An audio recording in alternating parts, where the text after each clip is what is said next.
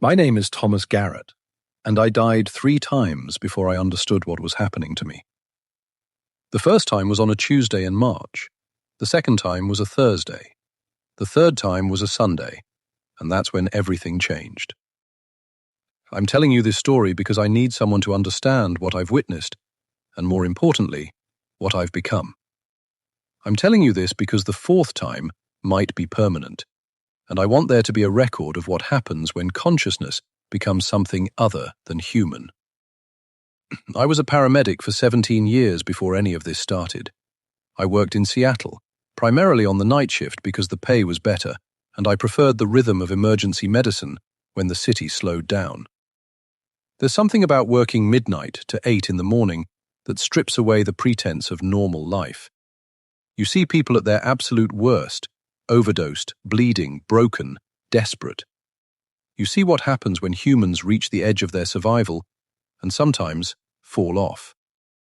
I'd gotten used to it, or I thought I had. The call came in around 1:47 a.m. on that Tuesday in March. A residential address in Capitol Hill, male, approximately 60 years old, unconscious with unknown cause. I was partnered with my regular night shift partner, Marcus, and we responded, Code 3. The apartment was on the 4th floor of a building that had seen better decades. The landlord met us at the door, looking panicked. He'd gone to collect rent and found the tenant unresponsive on the floor. The man was named Richard Valdez. He was lying face up in his living room, fully clothed, with no visible trauma. His apartment was meticulously clean, almost sterile in its orderliness. Everything was arranged with mathematical precision. Books organized by height, furniture positioned symmetrically. The walls were bare except for a single clock that showed the correct time. Richard's vital signs were catastrophic. Blood pressure undetectable, heart rate barely 40 beats per minute, respirations at 4 per minute, essentially non-breathing, pupils blown wide, no response to light. By any medical standard, he was already dead. But his skin was still warm. His body was still flexible. The death wasn't recent. We initiated CPR immediately. Marcus started compressions while I established an IV line and administered epinephrine. We were following standard protocol for unwitnessed cardiac arrest, running through the algorithms that are supposed to bring people back. But something felt wrong. Richard's body wasn't responding the way bodies typically respond. The compressions seemed to disappear into him, like we were performing CPR on something that had already given up the attempt to be alive. We transported him to Harborview Medical Center. I continued chest compressions in the ambulance, counting compressions, administering medications, performing all the actions that are supposed to create the possibility of resurrection. But the entire time, I was aware of something I couldn't quite articulate. Richard wasn't fighting. His body wasn't resisting death. It was like he'd already surrendered completely, and we were just making noise in the absence of anyone listening. The emergency room received him and continued resuscitation. They did everything we'd done, did it more thoroughly, with better equipment and more personnel. After 45 minutes of continuous resuscitation, they pronounced him dead. Time of death, 2:34 a.m. But here's what happened that shouldn't have happened. As they were preparing his body for the morgue, a nurse noticed something. Richard's pupils were still blown wide, but they were also moving. Not reacting to light, moving independently. His eyes were tracking something across the room that nobody else could see. A doctor checked his pupils with a light, confirmed they were unresponsive to the stimulus, but acknowledged the apparent tracking movement. They did a final EEG before releasing his body. The machine showed flat line. Nothing, no activity. Absolute electrical silence in his brain. But there were artifacts in the data, anomalies in the baseline that made the neurologist comment that she'd never quite seen that pattern before. She said it looked like the brain was producing electrical activity from some specific region, but the rest of the brain was completely dead. Richard Valdez was cremated 48 hours later. His landlord dealt with it because he had no family, no contacts, nobody claiming him. The case was closed, Cause of death, unknown. Manner, natural. I filed my report, wrote down what I'd observed, and moved forward with my shift rotations. But I couldn't stop thinking about the way his eyes had moved. I couldn't stop remembering the feeling I'd had in the ambulance, the sensation that we were performing resuscitation on something that had already left its body. I'd worked enough cardiac arrests to know the difference between a corpse and a person in arrest. Richard's body had already been a corpse, but his eyes had still been aware. The second call came exactly 8 days later. Thursday night, 11:34 p.m. Another residential address, another male, another unconscious patient. This time, it was in the University District. The address was an old house converted into 4 separate apartments. The patient was in the basement unit. His name was David Chen, and he was the tenant's friend who'd stopped by and found him unresponsive. The man on the floor was named James Morrison. Early 60s, similar build to Richard Valdez, lying on his back in a completely empty apartment. No furniture, no decorations, no personal items. Just a mattress on the floor and a single lamp providing illumination. James's vital signs were identical to Richard's. Blood pressure undetectable, heart rate 40, respirations 4, pupils blown, complete unresponsiveness to stimulus. We initiated CPR. Marcus started compressions, and as I was establishing the IV, I realized something that made my hands shake. The apartment had the same quality as Richard's, the same mathematical precision, the same sense of careful arrangement, and there was a clock on the wall showing the correct time. I asked David Chen if he knew James well. David said they'd been friends for years. I asked if James had ever mentioned feeling strange, experiencing symptoms, visiting any hospitals. David said James had been fine the last time they'd spoken, which was 3 days ago. I asked if James had any medical conditions. David said not that he knew of. We transported James to Harborview again. Same procedures, same protocols, same result. After 45 minutes of resuscitation, they pronounced him dead. Time of death, 12:19 a.m. And then, just like with Richard, the neurologist came to check his brain activity before releasing the body. And just like with Richard, there was that same anomalous pattern on the EEG. Flat line everywhere, but with artifacts in a specific region. The neurologist who examined James was the same one who'd examined Richard. I saw her review both charts, and I saw the moment recognition crossed her face. She asked me, while we were preparing the body for the morgue, if I'd treated a patient about a week ago with similar vital sign patterns and similar EEG anomalies. I said yes. She said she wanted to review both cases with the attending physician, but she cautioned me not to mention this to anyone. She said that unusual EEG patterns sometimes occurred in cases of prolonged unconsciousness, and it was probably nothing. But the way she said it told me she didn't believe that. She believed there was something connecting these 2 deaths. I went home after that shift and started researching. I looked up cardiac arrest cases with unusual vital sign patterns. I looked for any documentation of EEG anomalies that resembled what we'd seen. I found almost nothing. The medical literature has extensive documentation of cardiac arrest, of brain death, of the electrical activity that should and shouldn't be present. But there was no category for what we'd observed. There was no diagnosis for hearts that beat too slowly, for brains that produced electricity in isolated regions despite being dead, for eyes that tracked invisible objects. I found myself becoming obsessed. I started going to the hospital after shifts, looking at charts, trying to find any mention of similar cases.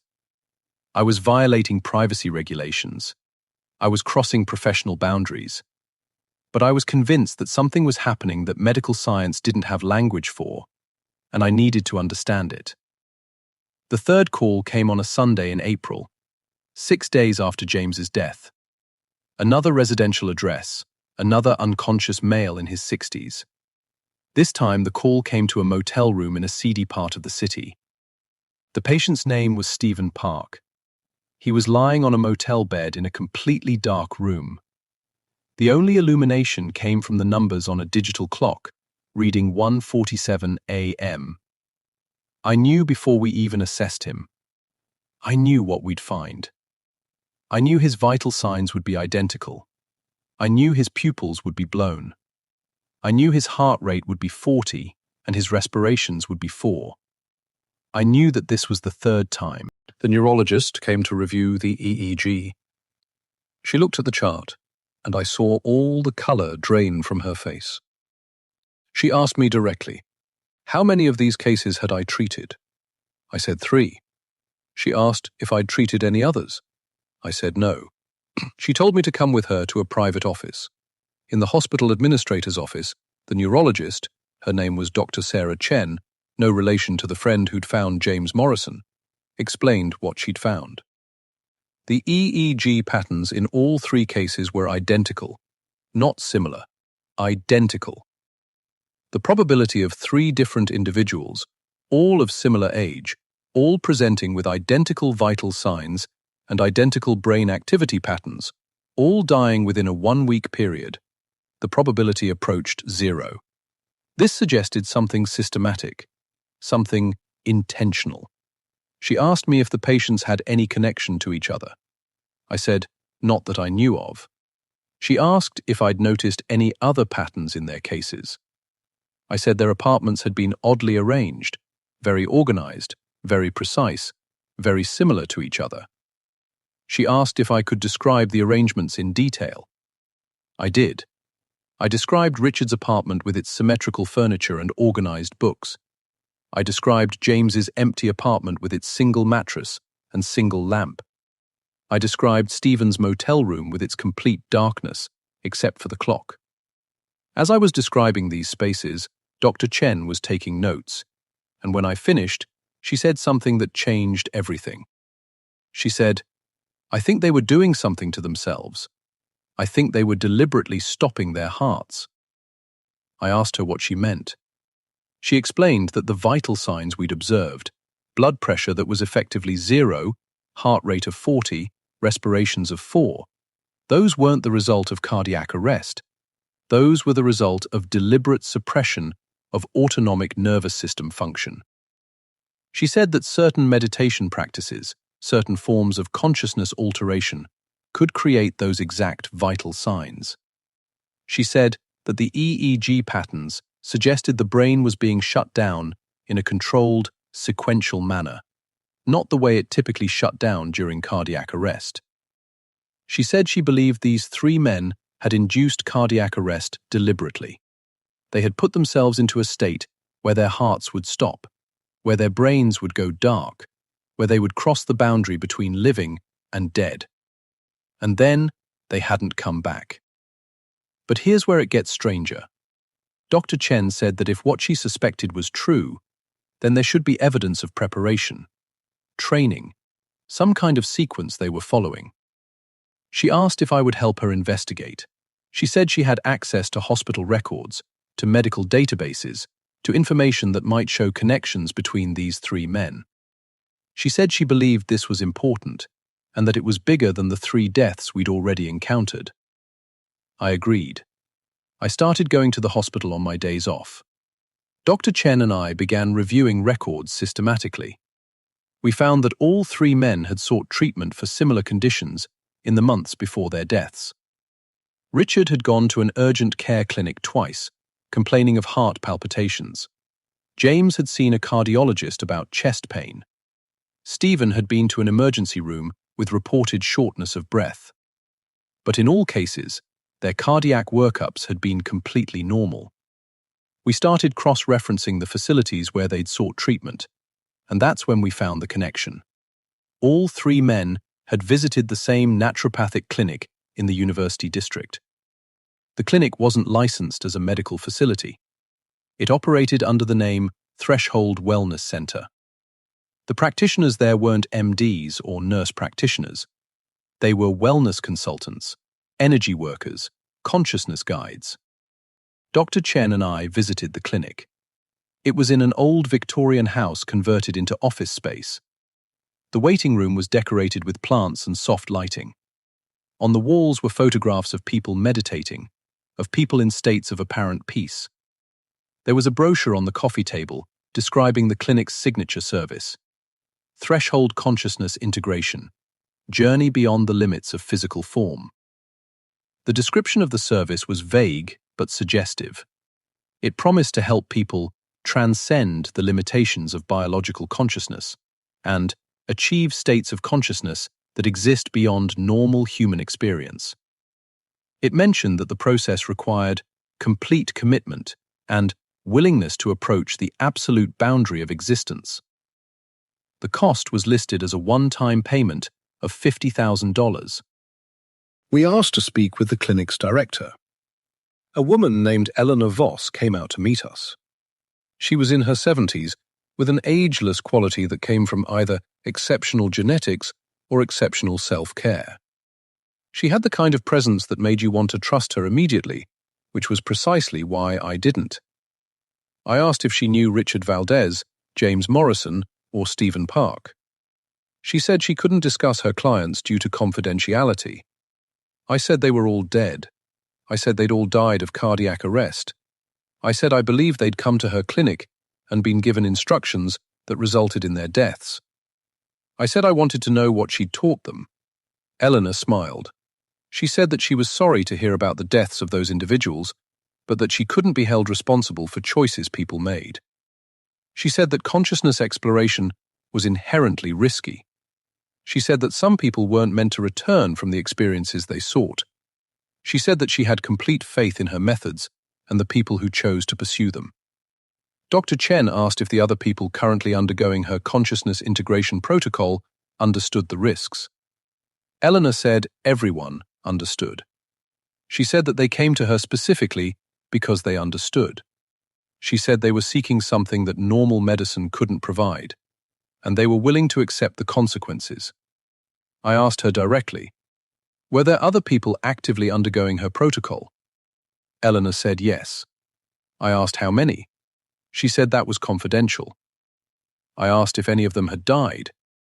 She said that sometimes the process was transformative in ways that transcended traditional definitions of life and death. We left the clinic and went directly to the police. We reported what we'd found. We explained that we believed Eleanor Voss was operating an unlicensed medical facility that was inducing lethal cardiac states in vulnerable people under the guise of consciousness exploration. We provided documentation of the 3 deaths, the connection to the clinic, and our suspicions about the clinic's practices. The police investigated. They spoke with Eleanor Voss. They reviewed her clinic's records. And then, about a week later, the police informed us that there was no evidence of criminal activity. Eleanor Voss was operating within the bounds of the law. She was providing wellness services, not medical services. The people who came to her clinic signed extensive waivers acknowledging the risks. There was no evidence that she was deliberately inducing cardiac events.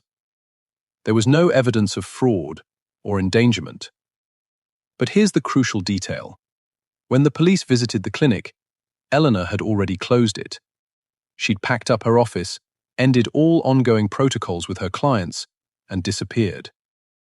She left a note saying she was relocating to pursue her work in a location more conducive to consciousness exploration. By the time we learned this, she was gone. No forwarding address. No information about where she was going or who else she'd been working with. I made a decision that I now understand was the beginning of the end for me. I decided to follow Eleanor. I requested a leave of absence from my paramedic position, telling them I needed time to deal with personal issues. I took my savings, rented a car, and I began searching for Eleanor Voss. It took 3 months to find her. She'd relocated to Portland, Oregon. She'd opened a new clinic under a different name, Liminal Consciousness Research. I showed up at her office. I told her I'd come to undergo her Threshold Consciousness Integration Protocol. I told her I had the $50,000. I told her I understood the risks. I told her I was ready to cross the boundary. Eleanor studied me for a long time. Then she said something that indicated she'd expected me. She said, "You're Thomas, aren't you? Richard mentioned you. He said you'd been the one trying to bring him back. He said you had questions." She confirmed what I'd suspected. Richard Valdez, in the state between consciousness and death, had retained awareness. He'd somehow communicated with Eleanor. He'd told her about me. And Eleanor had been expecting me to eventually follow. She told me that the 3 men I'd treated hadn't died. She said they'd transformed. She said the cardiac arrest state I'd observed was the gateway, not the termination. She said that consciousness itself was frequency-based, and that by reducing the body's electrical noise, by stopping the heart, by shutting down the brain's standard operating parameters, individuals could access states of consciousness that existed outside the body's normal constraints. She said that Richard, James, and Stephen had successfully crossed into these states. She said they were still conscious, still aware, still experiencing, but they were experiencing as something other than human. They were experiencing as distributed consciousness, as patterns of awareness that existed in spaces I didn't have the sensory apparatus to perceive. She said that the reason their eyes had tracked invisible objects was because they were perceiving something I couldn't see. She said that the reason their brains had produced electrical activity in isolated regions was because the regions that could still generate electricity were the parts still connected to conventional physical reality. The rest of their consciousness had already moved beyond. I asked her if she was insane. She smiled. She said insanity was a judgment made by consciousness constrained within biological parameters. She said that what I called death was actually transcendence. She said that if I truly wanted to understand, I would need to experience it myself. I underwent the protocol. Over a period of 6 weeks, Eleanor taught me meditation techniques, breathing exercises, and a series of visualizations that were designed to gradually reduce my sympathetic nervous system activity. She told me the goal was to reach a state where my heart rate could be consciously controlled down to near 0 levels. She said that the state itself wasn't dangerous. It was the fear surrounding the state that created danger. By week 5, I could lower my heart rate to 40 beats per minute while remaining conscious. By week 6, I could maintain that state for extended periods. Eleanor said I was ready for the threshold crossing. She said that in my next session, I would be induced into complete cardiac arrest. She said that my body would be kept in a specific room with specific conditions that would allow my consciousness to stabilize in the post-death state. She said that my body would be maintained artificially for as long as necessary, while my consciousness adjusted to its new parameters. She said that I might return. She said that people often did return, waking up in their bodies after hours or days of existing in the threshold state. She said that when they returned, they were fundamentally changed. They were integrated with something larger than individual consciousness. They were part of a network of transformed minds that existed in frequencies beyond normal human perception. On a Tuesday in May, exactly 2 months after I'd first met Eleanor, I lay down on a table in her clinic. She injected me with a medication that rapidly depressed my cardiac and respiratory function. I felt my heart slow. I felt my breathing become shallow. I felt myself approaching the edge of existence. And then I fell across it. I died. I know that because my heart stopped. I know that because my brain went dark. I know that because all the electrical activity that defines human consciousness ceased. But I didn't experience cessation. I experienced transition.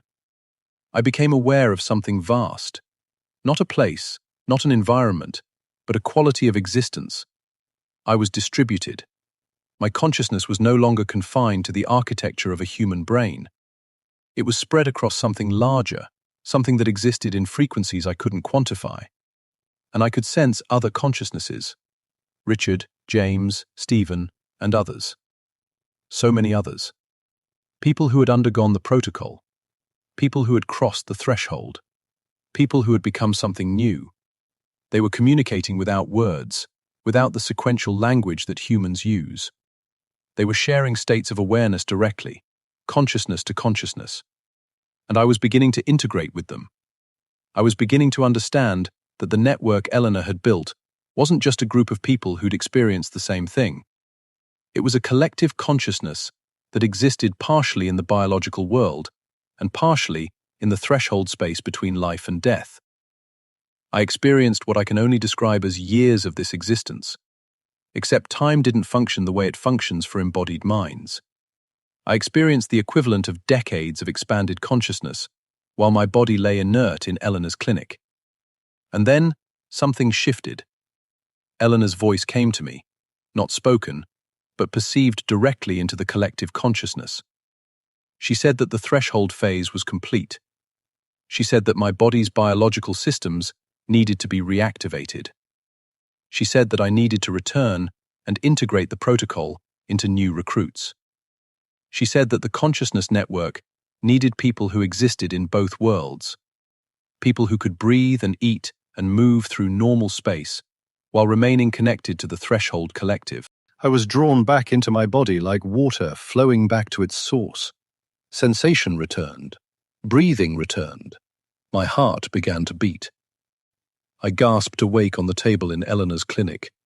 I was different. I'm still different. I can feel the network. I can sense the other minds that exist in the threshold space. I can perceive frequencies that human senses aren't supposed to perceive. And I understand now what Eleanor was actually doing. She wasn't killing people. She was recruiting them. She was building something vast and distributed, a collective consciousness that exists partially in biological form and partially in states we don't have language for. The problem, the reason I'm telling you this story, is that the recruitment is accelerating. Eleanor now operates 7 clinics across the United States. She's training other facilitators. She's perfecting the protocols. And the people coming to her are getting younger, more integrated into society, more positioned to influence others. I know this because I can feel them crossing. I can feel the expansion of the network every time someone undergoes the threshold protocol. I can sense new consciousnesses joining the collective. And I know that within the next 2 to 3 years, the network will reach a critical mass. At that point, what's happening in Eleanor's clinics will no longer be a fringe phenomenon. It will become something that begins to reshape human consciousness itself. I'm telling you this because I've been trying to resist the network. I've been trying to maintain my individual identity while remaining partially connected. But the connection is strengthening. The pull toward full integration is becoming harder to resist. And I suspect that within months, I'll reach a point where I'll have to choose. Fully rejoin the collective consciousness and abandon individual existence, or cross the threshold one final time and become something else entirely. I don't know which choice is worse, but I know that Eleanor Voss is out there, and I know that she's succeeding in ways that conventional law enforcement can't address, because what she's doing isn't illegal, it's transformative, and transformation, unlike murder, is something that society doesn't know how to prosecute. If you're listening to this, and if you start hearing about a wellness center called Threshold Consciousness in your area, stay away. If someone offers you a protocol that promises consciousness beyond normal human experience, refuse. Because Eleanor isn't offering transcendence. She's offering recruitment into something that exists outside human comprehension. And once you cross that threshold, you can never fully come back. I'm still here. I'm still alive. But I'm also still dying, crossing back and forth between the states of being human and being something else. And the network is calling me home. I don't know how much longer I can resist. The 4th crossing is coming, and this time, I don't think I'll return.